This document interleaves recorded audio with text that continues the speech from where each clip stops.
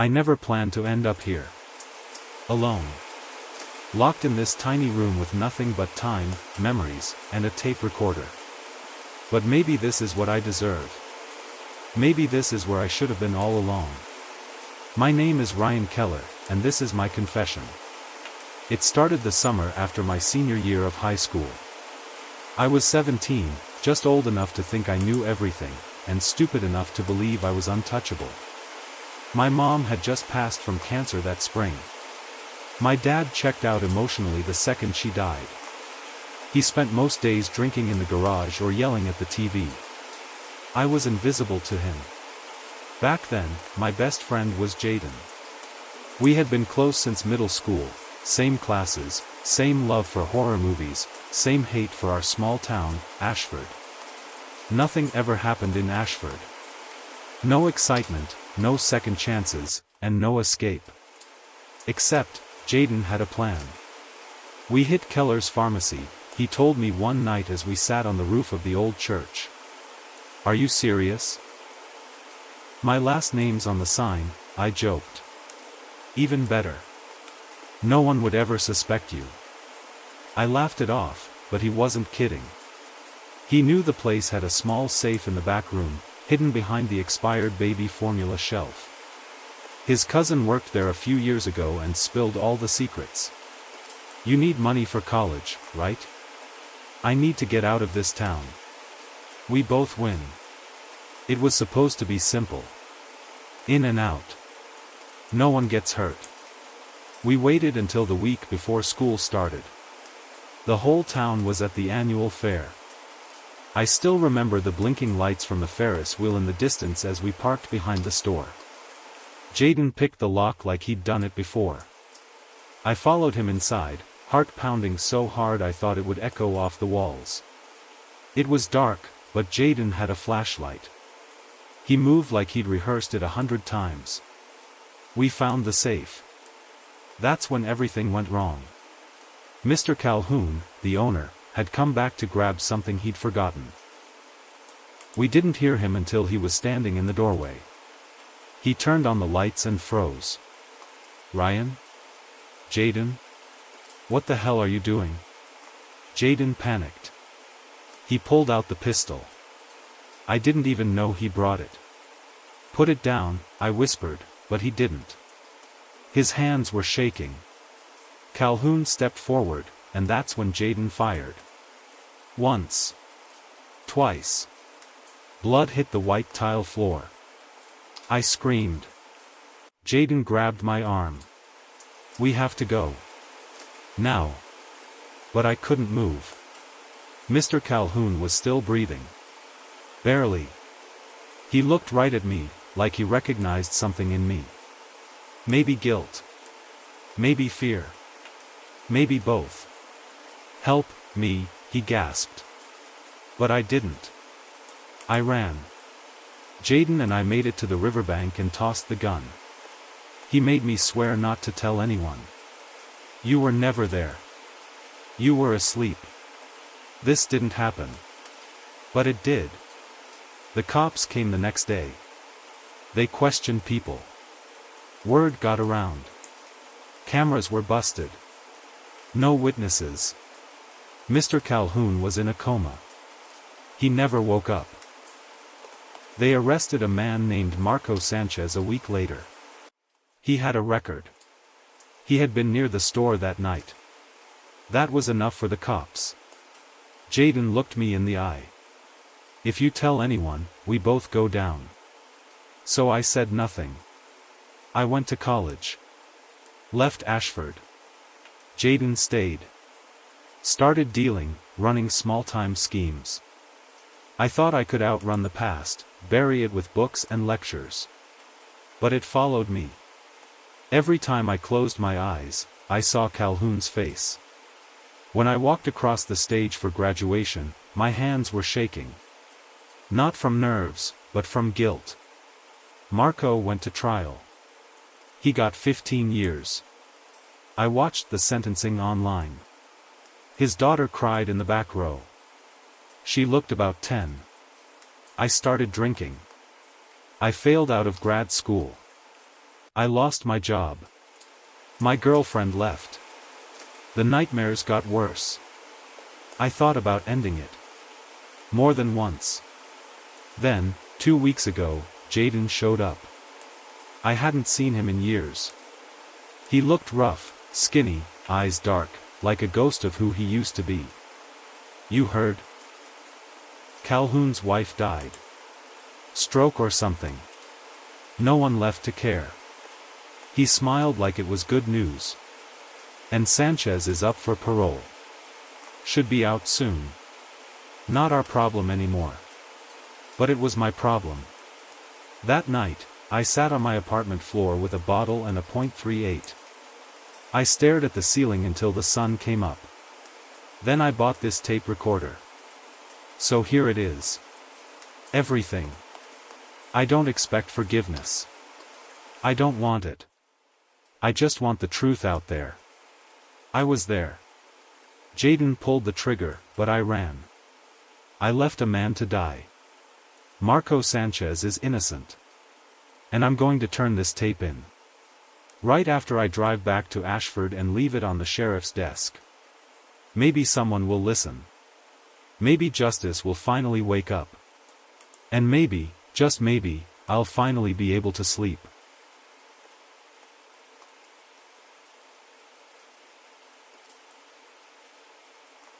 I never thought I'd be the girl with her face on the news. The one they say should have seen the signs or stayed away when she had the chance. But life doesn't give you warnings like that. Not the kind you actually listen to. My name is Emily Hart, and this is what happened to me. He was charming when I met him. Too charming. The kind of boy who memorized my favorite songs and left little paper roses in my locker. His name was Mason. Tall, soft smile, dressed like someone out of an old movie. At first, it was perfect. The kind of romance girls in movies cry about. He'd walk me home, send goodnight texts, kiss my forehead like it meant something. I fell hard. But love can make you blind. Or maybe just blurry. It started with small things. He didn't like me talking to my guy friends. Said it looked bad. Then he got weird about what I wore. Crop tops turned into cardigans. I told myself it was just love. That he was just scared to lose me. When he started showing up outside my work, unannounced, every day, I told myself he was being sweet. When I caught him reading my journal, he said, "I just wanted to know you better." I should have walked away. But I didn't. The night everything shattered, I was at a party. My friend Zoe dragged me out. I told Mason I was sick. I didn't want to fight. He showed up anyway. I saw him standing outside the kitchen window. Just staring. I told Zoe, and we went out back to confront him. But he was gone. I got home that night to find the window in my bedroom cracked open. I swear I closed it. My favorite necklace was missing from my dresser. I didn't sleep.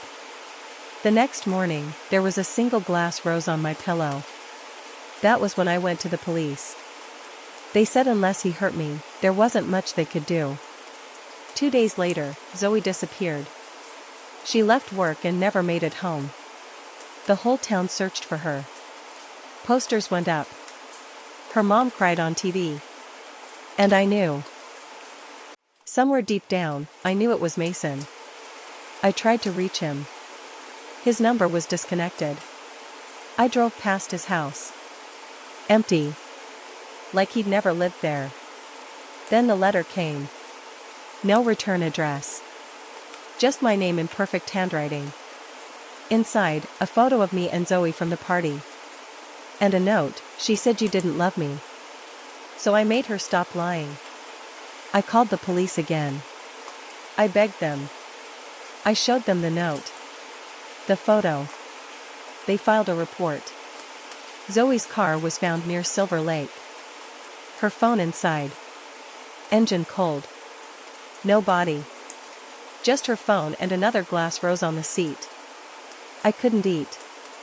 Couldn't sleep. I stayed with my brother. He kept about by the door. Then, one night, I woke up to tapping on the window. He stood there, smiling, holding another glass rose. I screamed. My brother ran out with the bat, but Mason was gone before he reached the yard. Just footprints in the wet grass. And the rose. That's when I decided to end it. I started recording everything. In case something happened to me too. He wanted a final act. A stage. So I gave him one. I made a post. Told everyone I was going to Silver Lake. That I needed space. Then I waited. I parked by the lake at midnight. Windows cracked. Lights off. It didn't take long. He came out of the trees. Quiet. Like he belonged in the dark. He opened the driver door. I knew you'd come back, he whispered. I clicked the lock on my phone. It started recording. Where's Zoe? He paused. Then smiled. She wanted to leave. But love doesn't leave. I kept him talking. 10 minutes. 15. Long enough. Police lights lit the trees.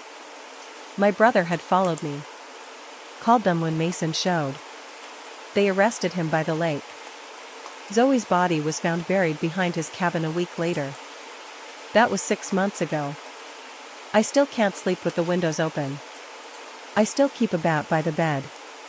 But I'm breathing. And Zoe's mom writes me letters every month. She says her daughter would have been proud of me. I don't know if that's true. But I do know this: love should never make you feel afraid. And if it does, it isn't love at all.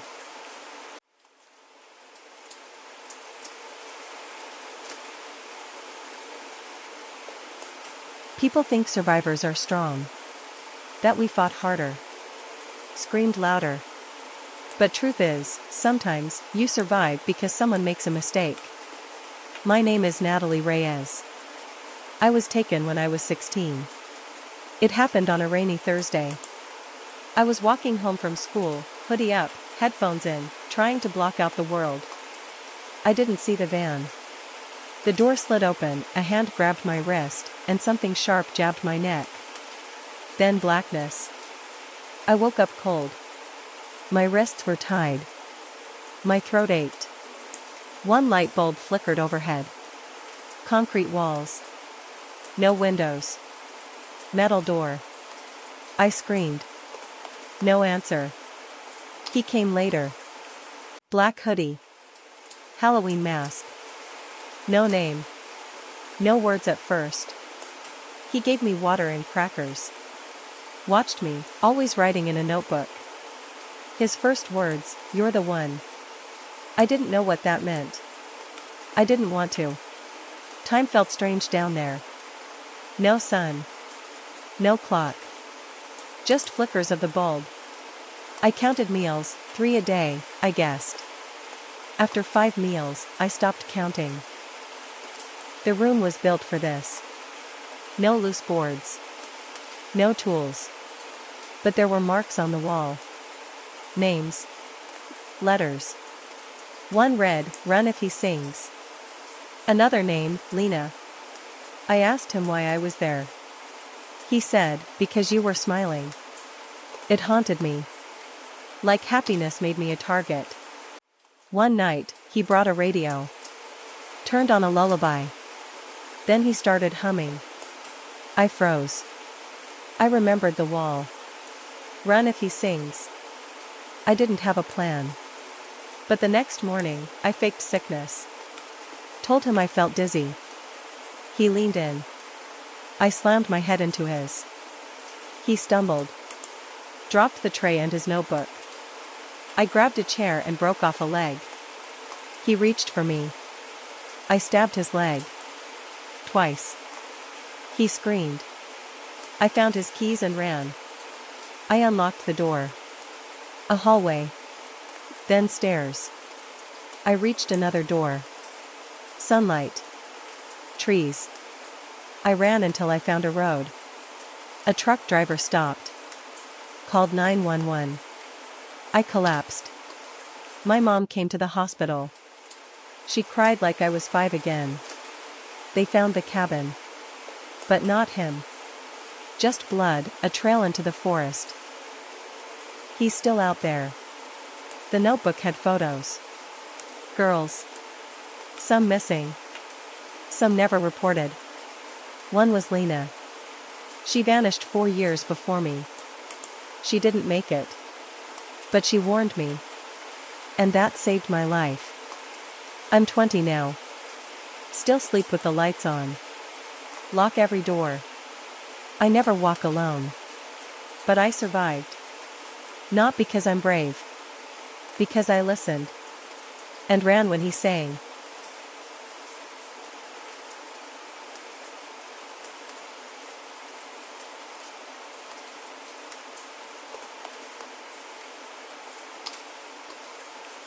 They say nothing bad ever happens in the suburbs. But that's not true. Bad things just wear better disguises here.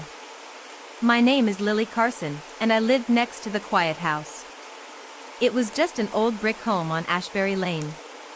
Windows always shut. Lawn always trimmed. Curtains never open. The couple that lived there, Mr. and Mrs. Grayson, were quiet, polite. Too polite. Like they were reading from a script. When I was 15, my cat went missing. She always stayed close to home. One evening, I saw her slipping through the slats of their fence.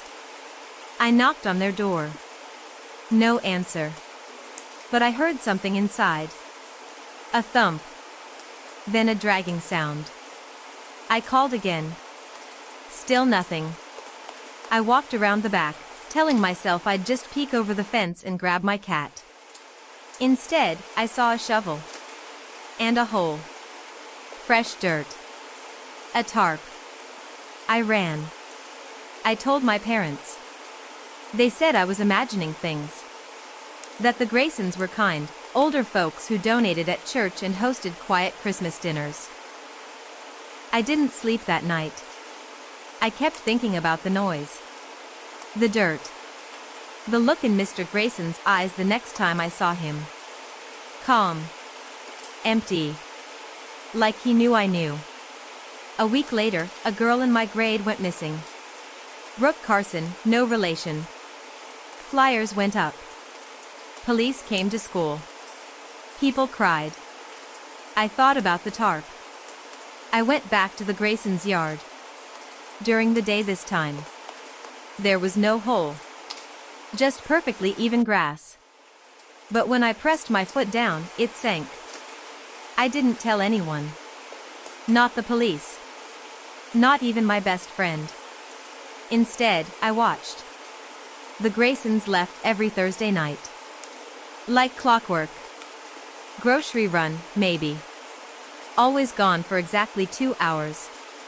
So one Thursday, I climbed the fence. Their basement window was unlocked. I crawled in. The smell hit me first. Bleach. Then something else, something sour. I moved quietly. One room. Then another. Then I found it. A camera. Monitors. And a wall covered in photos. Not just of Brooke. Of me. At school. At soccer. Through my window. And below that, a list of names. Brooke. Lena. Megan. Girls who had vanished. I took pictures with my phone and climbed back out. I ran home and showed my mom. She didn't hesitate. Called the police. They raided the house that night. The basement was empty. But the photos were real. The Graysons were gone. They left everything behind. Just vanished. That was 4 years ago. They were never found. But the girls' bodies were. 6 of them. Buried in shallow graves near the river. Including Brooke. I still live on Ashbury Lane. But I never open my curtains. Not anymore. Because I've learned the scariest monsters don't wear masks. They smile. They wave. They mow their lawns. And sometimes, they live right next door.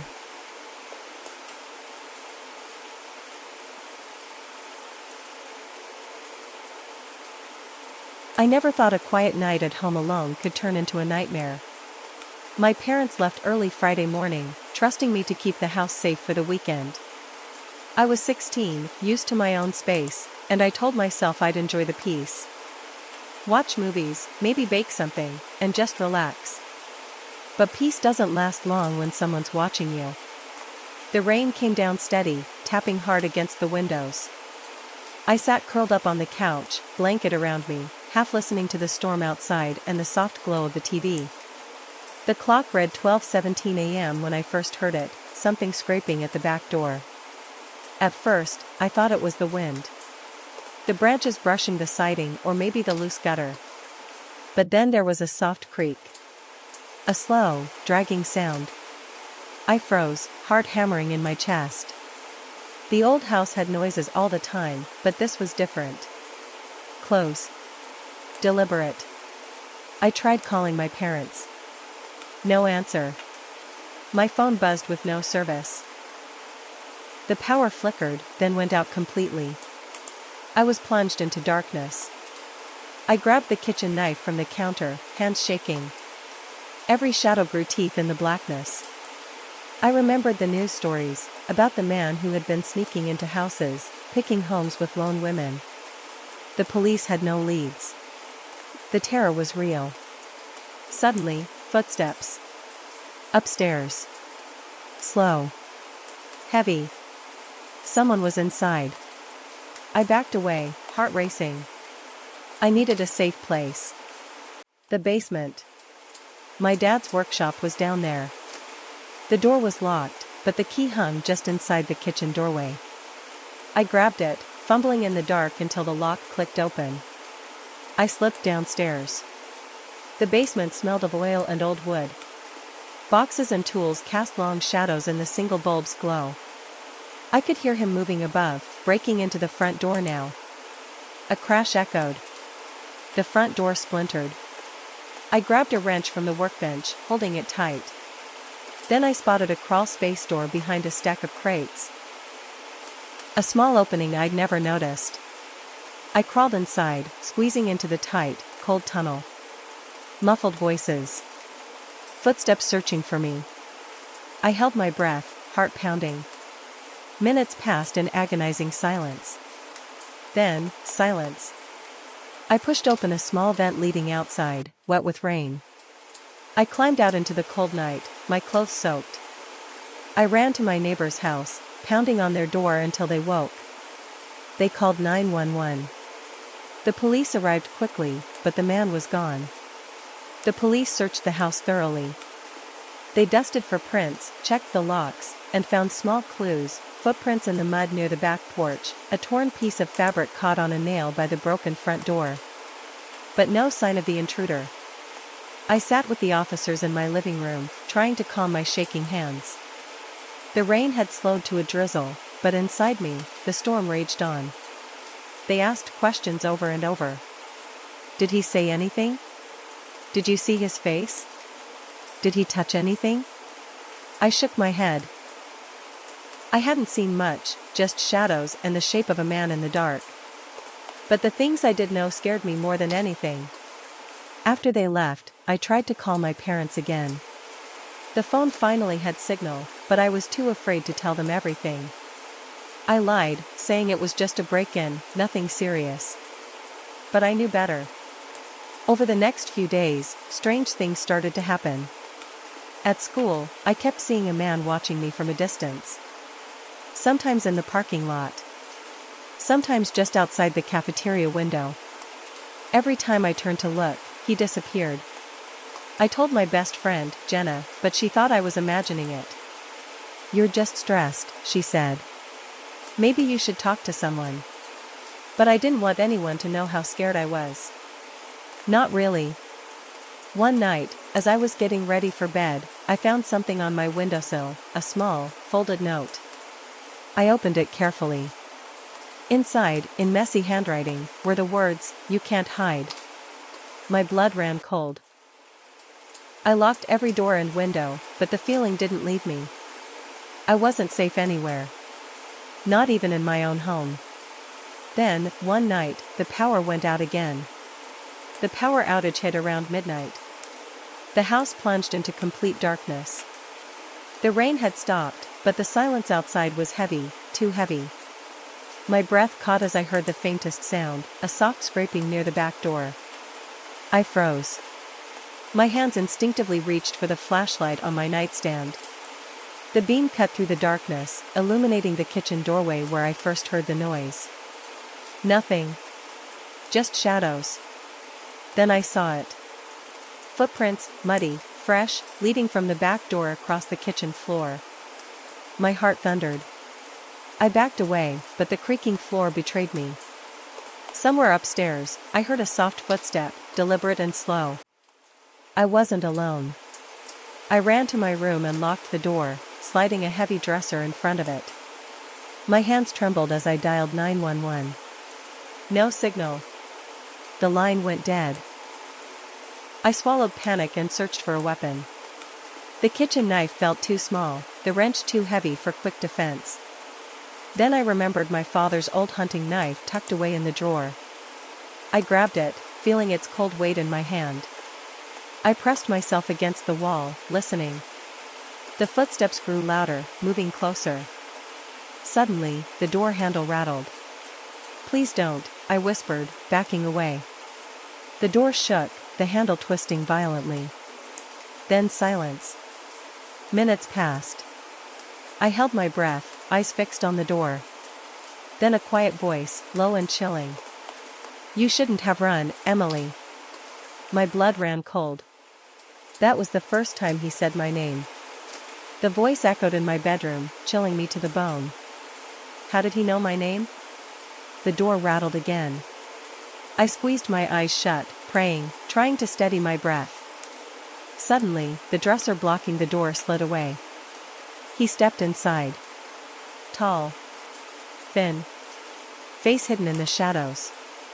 But those eyes, cold, calculating, were impossible to forget. He smiled. "Don't be afraid," he said softly, almost kindly.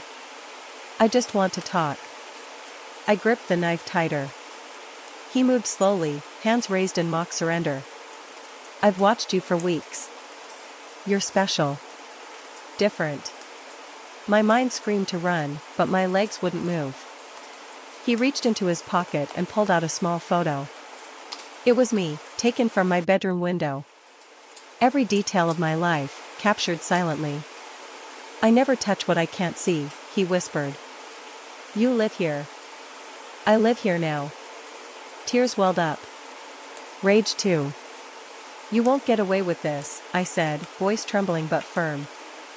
He laughed, a dry, bitter sound. "Maybe," he said. "But tonight, you learn who's really in control." Then he lunged. I barely had time to react. The knife clattered to the floor as he grabbed me. His grip was cold, unyielding. I fought, clawed, screamed, but the room felt like it was closing in on me. Suddenly, the basement door slammed open. My dad burst in, flashlight in one hand, baseball bat in the other. "Get away from her," he shouted. The man hesitated, then bolted. My dad chased him into the dark hallway, swinging the bat. The intruder vanished into the rainy night. I collapsed into my dad's arms, shaking uncontrollably. The police arrived minutes later, called by a neighbor who heard the commotion. They searched the neighborhood, but the man was gone, like a shadow swallowed by the storm. In the following weeks, the police discovered more, photos hidden in my yard, surveillance footage from neighbors showing a figure lurking near our house for weeks. They identified the man as a serial home invader, obsessed with stalking his victims before breaking in. His trail went cold after my encounter, but he was linked to multiple cases. I stayed with friends for a while, afraid to be alone. Every noise, every shadow reminded me of that night. But slowly, I learned to reclaim my life. I installed alarms, locks, cameras. And most importantly, I refused to be silenced by fear. The night still haunts me sometimes. But I'm alive. I survived the silence.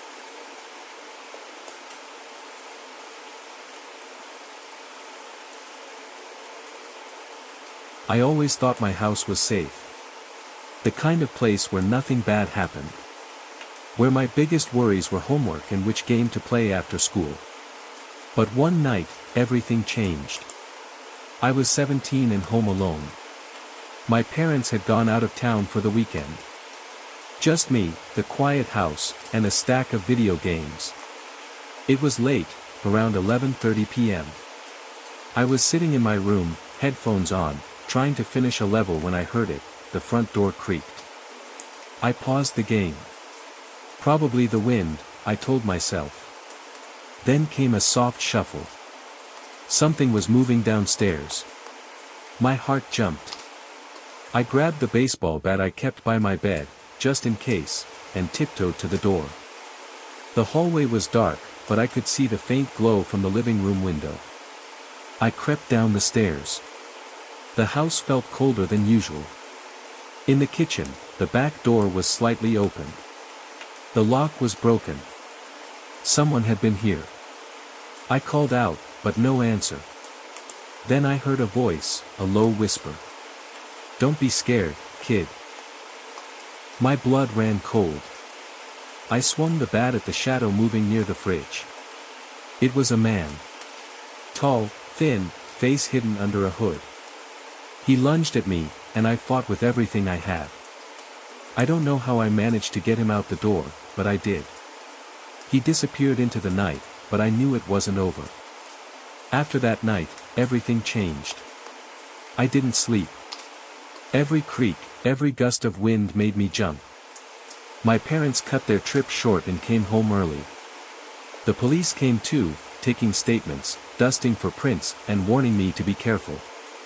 But no one could explain why someone would come into my house, why they didn't steal anything, why they left so quickly. I tried to keep going with school, but my mind wasn't there. I kept replaying the fight over and over. The way his eyes caught the moonlight, dark, cold, like he wasn't human. One afternoon, I found a note slipped under my bedroom door. Just 3 words scrawled in shaky handwriting, "I'm watching you." Panic settled like a weight on my chest. I wanted to tell someone, but who? Friends would think I was paranoid. My parents wanted to believe it was just a prank. I started noticing things. The feeling of being followed. Shadows lurking at the edge of the street. My phone buzzing with strange numbers I didn't recognize. One night, I caught a glimpse of a figure outside my window. Watching. Waiting. I was alone in this. Or so I thought. Then Jenna, my next-door neighbor, came over with a worried look. "Someone's been around my house too," she said quietly. "I saw a man lurking near my window last night."